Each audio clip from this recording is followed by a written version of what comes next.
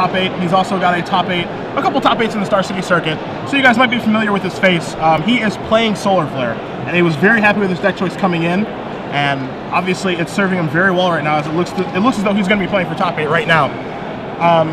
If you guys had read Jerry's article this week or any articles about Delver, they said that one of their weaknesses was actually to a Solar Flare deck, but it's a deck that no one was playing. Sun Titan decks are pretty difficult to build because you have to decide what you want to beat, if you want to beat Delver or if you want to beat Wolf Run. And he has elected to be able to beat Delver decks, and he has done that fairly well today. So he is going to be playing a fairly traditional Solar Flare build. You're going to find the 3 Sun Titans, some Phantasmal images. His removal suite is very diversified between Day of Judgment, Dead Weight, Go for the Throat, that sort of thing. So it kind of keep his opponents off balance. And then you're going to find Lingering Souls as well. So if you haven't seen this deck before, it's an interesting deck, and when it gets doing its thing, it's very, very powerful. On the other side, we have James Parkinson. Now, he's playing Delver, but now look, here's what he did. He took Jerry's list, went, I don't think I like Sword of Feast and Famine. I'm going to play Sword of War and Peace instead.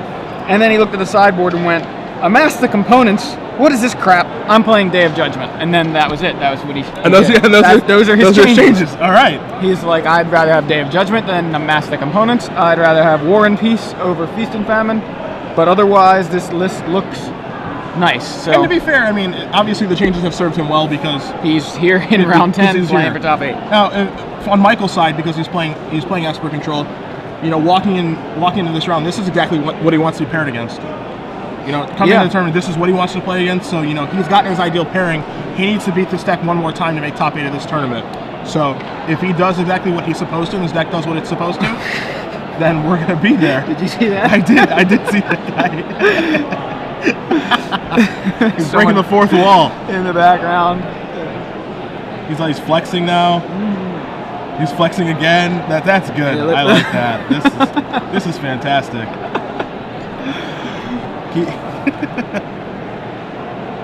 And he disappeared. And he's been shooed away off the camera. Weird. But he's playing on the other camera. All right. So James Parkinson had turn 1 Delver, and it's flipping off of the Mana Leak off the top. So nice turn 1 for James. Belfatto there with just a Drowned Catacomb, which he's fine with. I mean, it's going to be a slow start for Mike. Yeah. He's gonna 1-for-1 with all of his removal. Hopefully resolve a Sun Titan. Get some advantages through that, and then finish the game off is his plan. And Delver, Insectile Aberration. Yeah, pardon you. In yet again for 3, knocking Mike to what is 17 minus 3? Wait for it. Carry the 14. There you go. There we go. So Ponder from James. You're gonna notice in Mike's deck list, a lot of Esper lists don't play Mana Leak. They actually, they just eschew it for more removal. And Mike's list has 2. Mike's list is interesting because it has a spattering of so many different things. It has 2 Day of Judgments, it has 2 Mana Leaks, it has 1 Dead Weight. It has 1 Go for the Throat, that sort of thing. So it really keeps his opponents off balance on what to play around. It has 1 Terminus. So, we could see a little bit of miracle action as well. And he also has 3 Ponders to set that part of it up. Phantasmal Image from Michael Belfatto, and Flying Wild Nikado of his own. And if Image gets countered, it gets dismembered, it gets snagged, whatever happens, truthfully he wants Phantasmal Image in the graveyard. Yeah, when it's Sun Titan time. Yeah. If he gets the trade, that's obviously great, but he doesn't mind that card dying. Yeah, so Dismember takes James to 16 and kills the Phantasmal Image. James swings in, knocks Mike to 11. 16 and 11, once those do get updated, just so that you guys do know. Seachrome goes from Mike and pass. He's taking a lot of hits from this Delver this game. Yeah, this is, I know he's a control deck, but he needs to get some kind of removal or something here for that Delver. Gitaxian Probe from James, and we're going to see exactly what Michael has in his hand. Glacial Fortress, Mana Leak, Terminus, Sun Titan, Glacial Fortress, and Ratchet Bomb. Okay, so Mike is just going to take another hit from Delver. provided his next land is going to be able to come into play untapped, he's going to play the Ratchet Bomb. But he can also play Ratchet Bomb with Mana Leak backup to be able to kill the Delver. So he's going to be, he should be okay. He might take 1, maybe 2 more hits from this.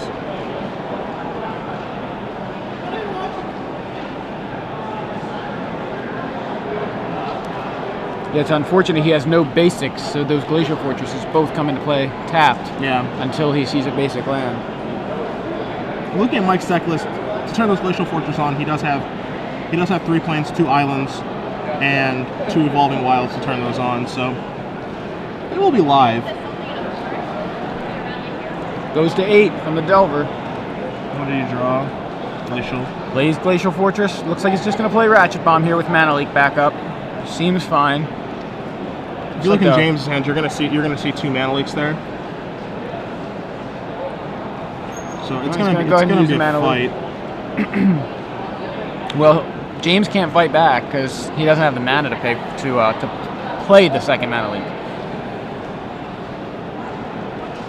So I think on Mike's turn, yeah, he's gonna. I probably would have blown that on his upkeep just in case he does have a Vapor Snag. You want him to tap his mana and don't give him an opportunity to draw it. Right. But you know now it's given an opportunity to draw Vapor Snag for his upkeep. When he blows up Ratchet Bomb, you know he could have returned it and replayed Delver, and he would have been in a little bit of trouble. But it doesn't really come to that, fortunately, for Mike.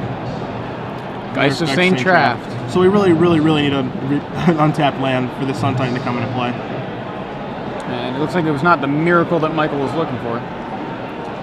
But Terminus will be live in a turn. Right, Lingering Souls, okay. That'll work. That'll at least slow things down if James even decides to attack into 2 1/1s. He's gonna flash it back as well, so there's gonna be 4. Okay. There's gonna be 4 out there. Even better. So I don't think the Terminus is in the future, at least not in the immediate future. I mean, my assumption is that James is going to attack here with this Geist of Saint Traft, and for Mike, I think his proper play, you know, if the attack is made, is 3 Spirit Tokens in front of Geist and 1 Spirit Token in front of the Angel. Yeah, I like that. Keep his life high. Don't get blown out by a top deck Vapor Snag or Gut Shot. And just keep himself pretty safe. Gitaxian Probe again. Get some info. Sun Titan, Negate, and Terminus. So the only new card that James is going to see here is Negate, and we know that James does have a Mana Leak for that Sun Titan. So he's going to have to leave that shield up because you can't let Titan get into play against Delver. Not at all. Plays the land.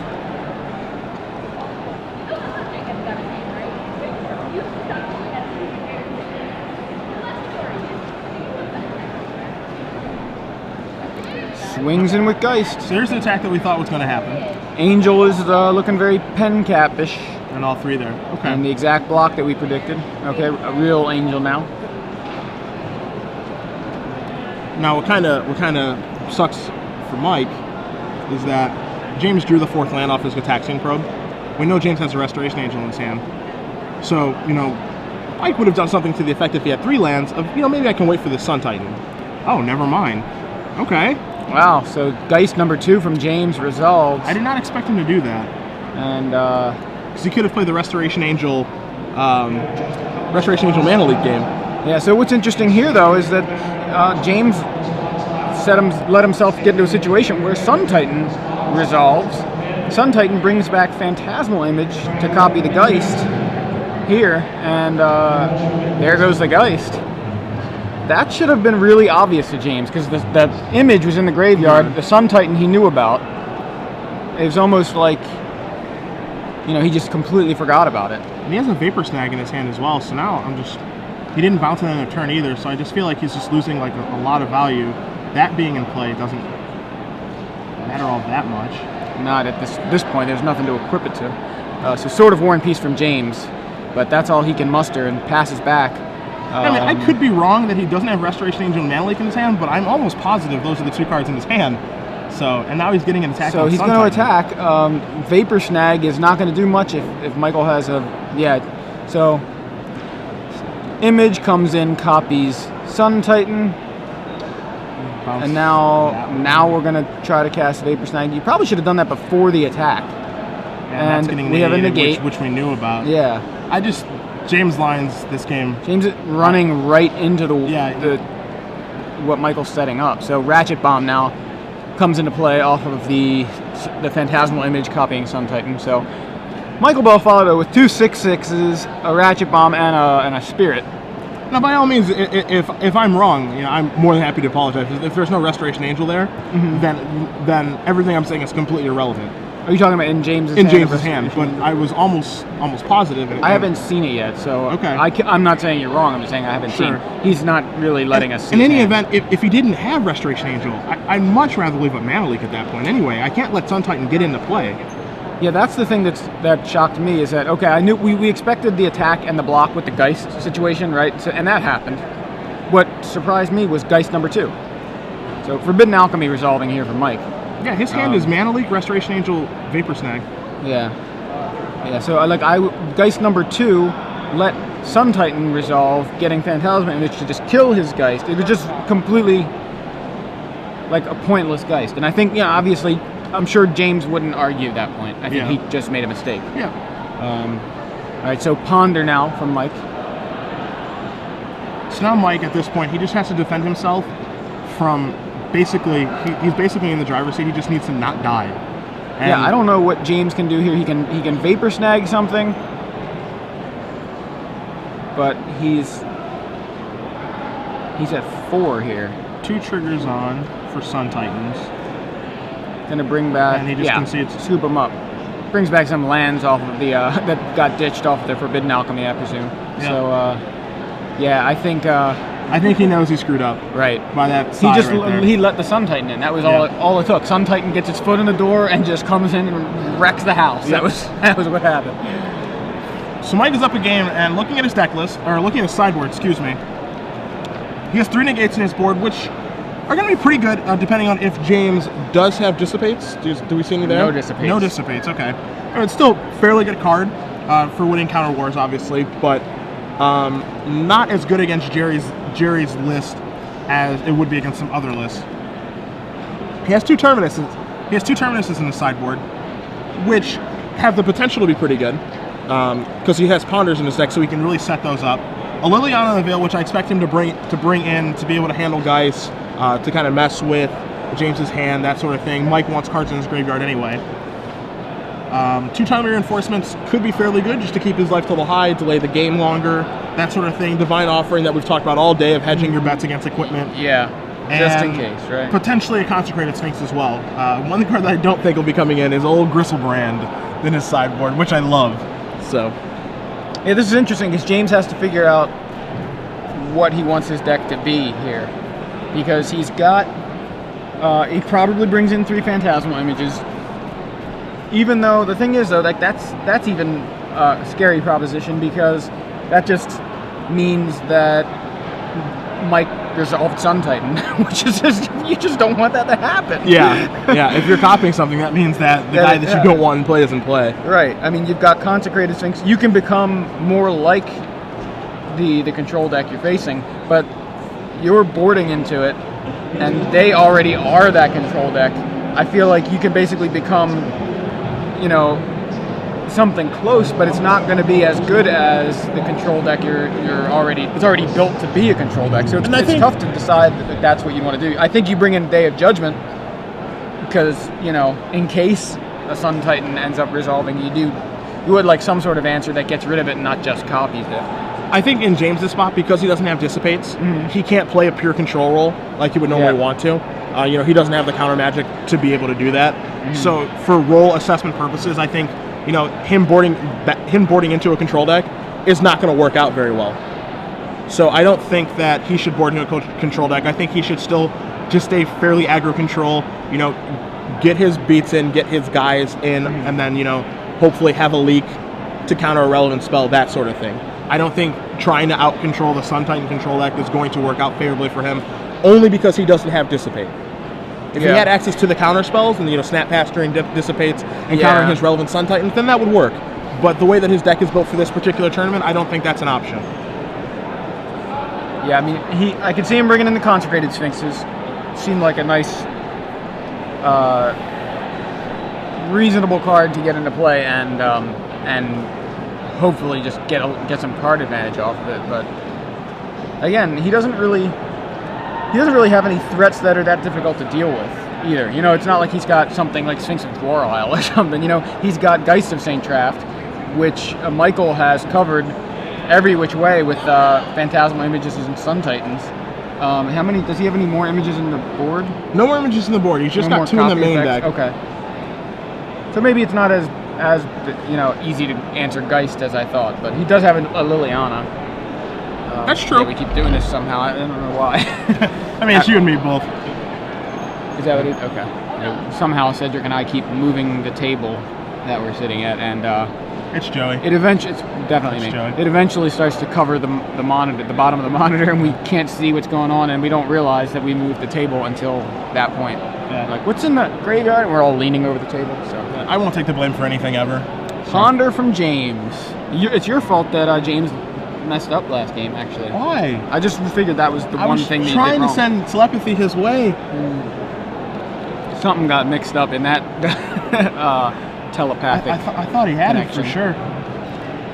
So, Ponder looks to be shuffling, as you can tell from James' shadow there. Yeah.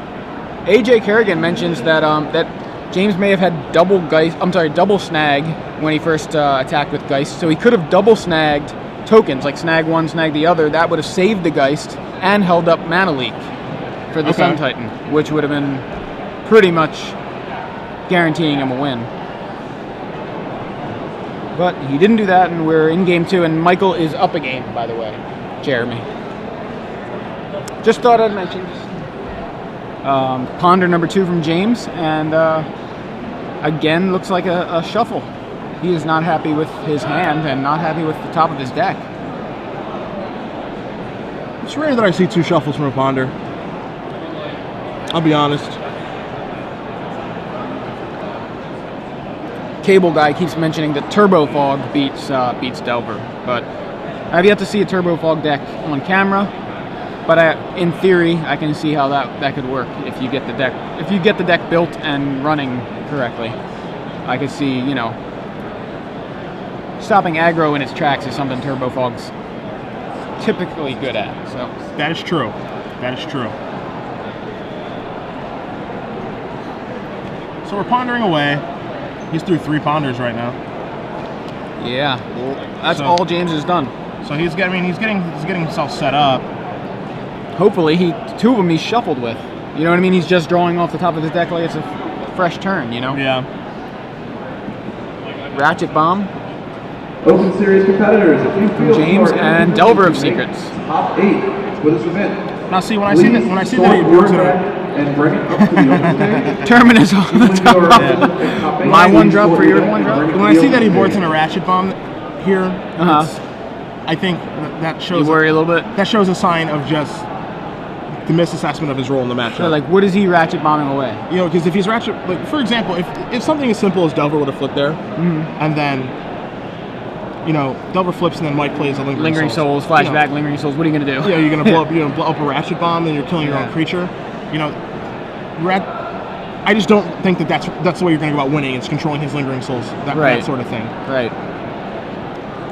I'm with you. So this game, it's been 3 ponders from James Parkinson, a Delver of Secrets, and a Ratchet Bomb. Michael Belfatto has only cast a Terminus, which dealt with the Delver, and now is casting his second spell of the game in the form of Forbidden Alchemy.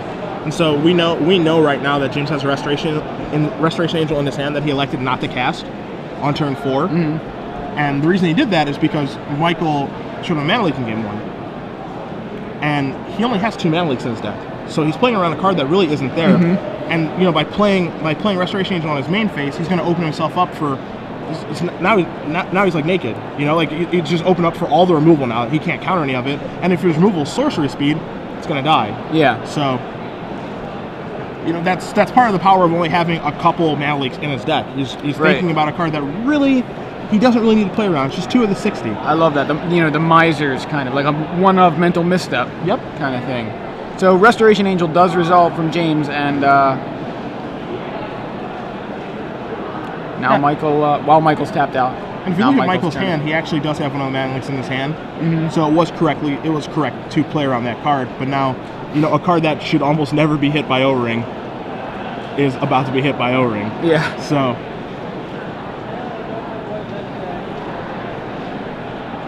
O-Ring, your Restoration Angel? Right. Vapor Snag, my Restoration Angel. Okay.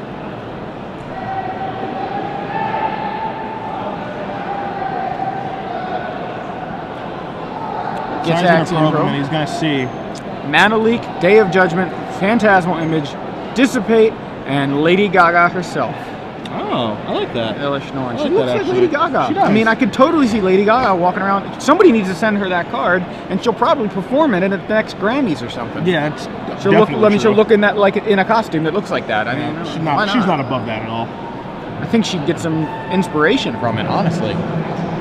As James just saw, Michael's hand is really good. And, when you see that hand, that's basically the point that I was trying to establish is he's not going to be able to out-control him. With a card like Ratchet Bomb or, stuff like that with how his deck is configured. So he needs to just stay as aggressive as he possibly can. Lingering Souls is being flashed back. That was dumped from the Forbidden Alchemy. Right.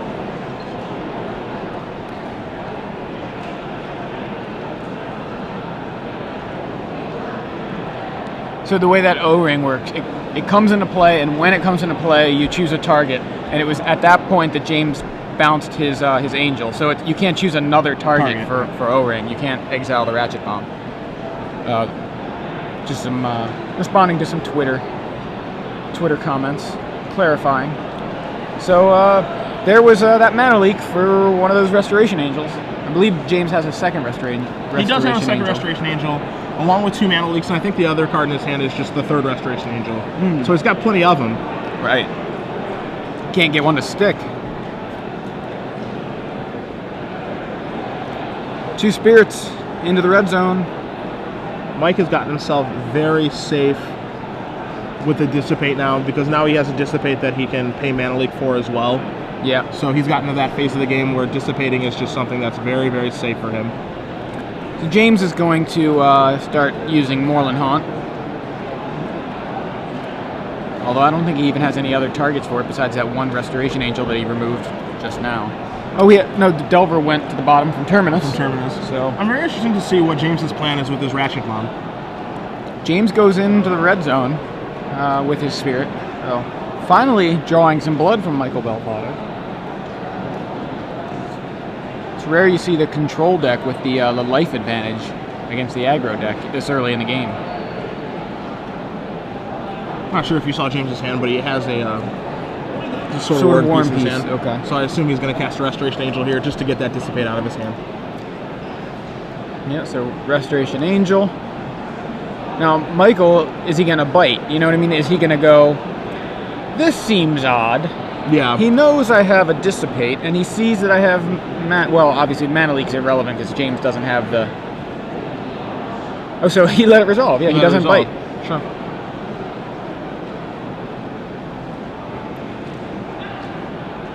So James untaps after resolving a Restoration Angel. Now let's see how long that Angel sticks around. Because the last one didn't stick around for long.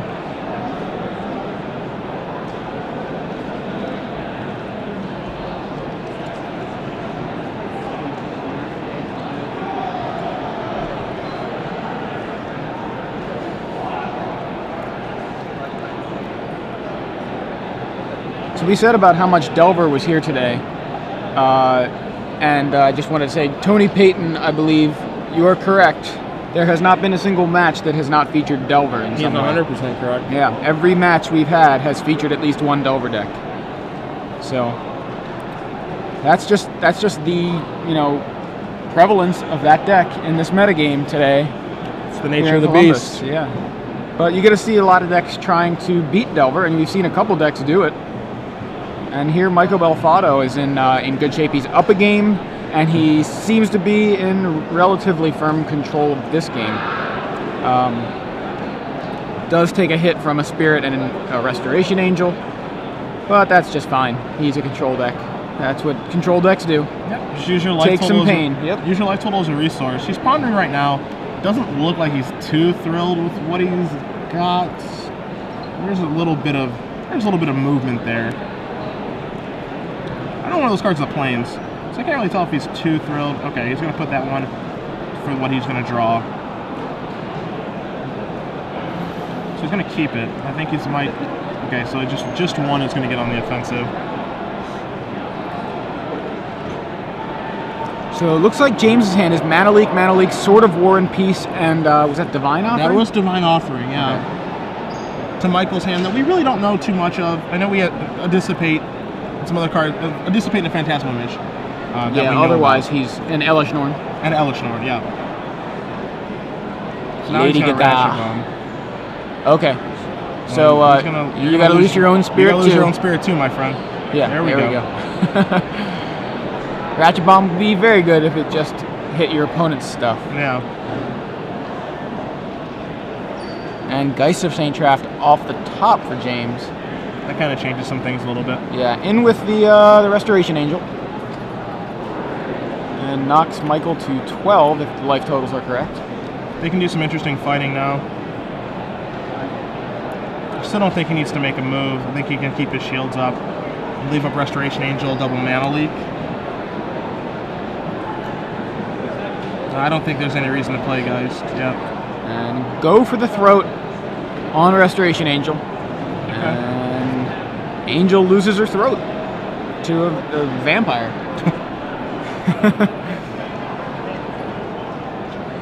For those of you who may have just tuned in, that O-Ring is not exiling anything, by the way.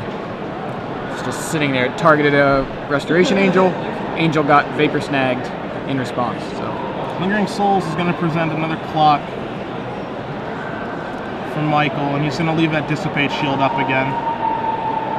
And he's James going to make a Spirit of his own with the Moorland Haunt. All right, James drew the land. Now James has 2 Moorland Haunts, but only 1 white source, so he can't even get like all crazy with that. I don't even know how much fuel he has for Moorland Haunt at the moment. We've seen him remove 1 Restoration Angel and now another, but other than that, I don't think he has any creatures in the graveyard, so those Moorland Haunts might be dead cards at the moment anyway.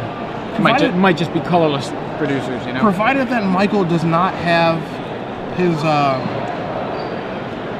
Divine Offering in his hand. Yep, so now here comes Dissipate, gonna get Mana-Leak. Here comes the Leak. Here comes the Equip My Sword. Give you the beatdowns. Oh, he didn't do that. He looks like he's passing the turn. You say go? That's very odd. I thought he would equip and swing. I'm not even understanding. I don't agree with that play at all. Unless he's afraid of Elish Norn. But Sword protects him from Elish Norn. Yeah, but I guess it would just be a 1/1. Protects him. I saw one over there. I appreciate you. So yeah, I'm really surprised by that play. I mean, I understand that he doesn't want Elish Norn to resolve, but it's going to save him from Elish Norn. Maybe this play's right. Maybe I'm just very wrong. You should definitely hold that land so he gains another life with Sword instead of playing it first.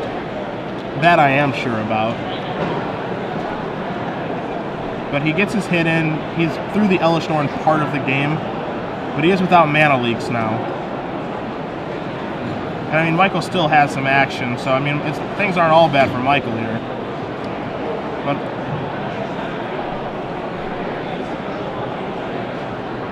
I don't know, maybe this plays better.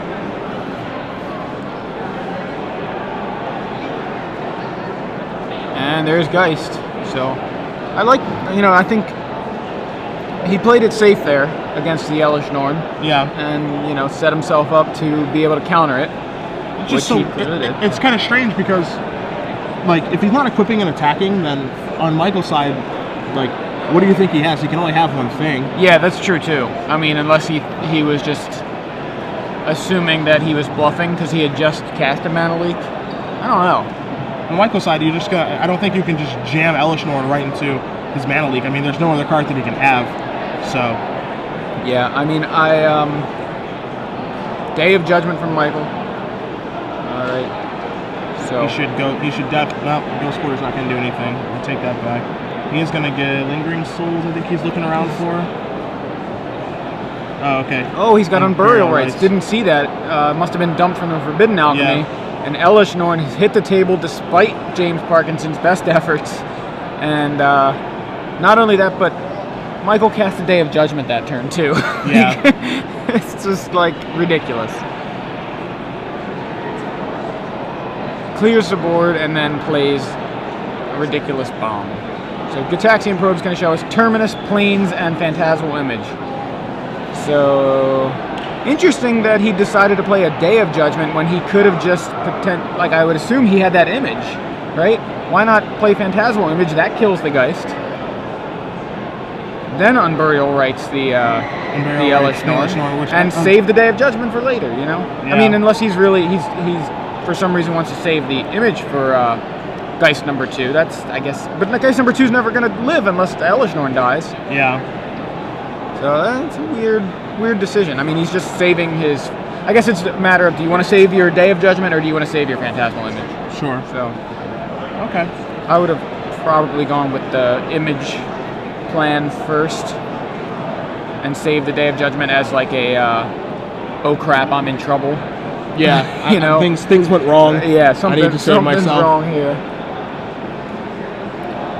But I guess the other way of looking at it, as Mike attacks with Elish Norn, the other way of looking at it is Elish Norn's kind of like a Day of Judgment on the table against It's a walking Delver. Day of Judgment. So yeah. use the Day of Judgment while it's live, and then you might actually have a use for that Phantasmal Image later to copy something. I think some of what James was doing makes sense now because we didn't know there was an Unburial Rights in the graveyard. Along with Mike just running his Elish Norn right into that Mana Leak. Some of it makes more sense now, just because we couldn't see the off-camera angle, which is unfortunate. It was an element of the game that we were not even aware of. Yeah, that we weren't aware of, which is unfortunate.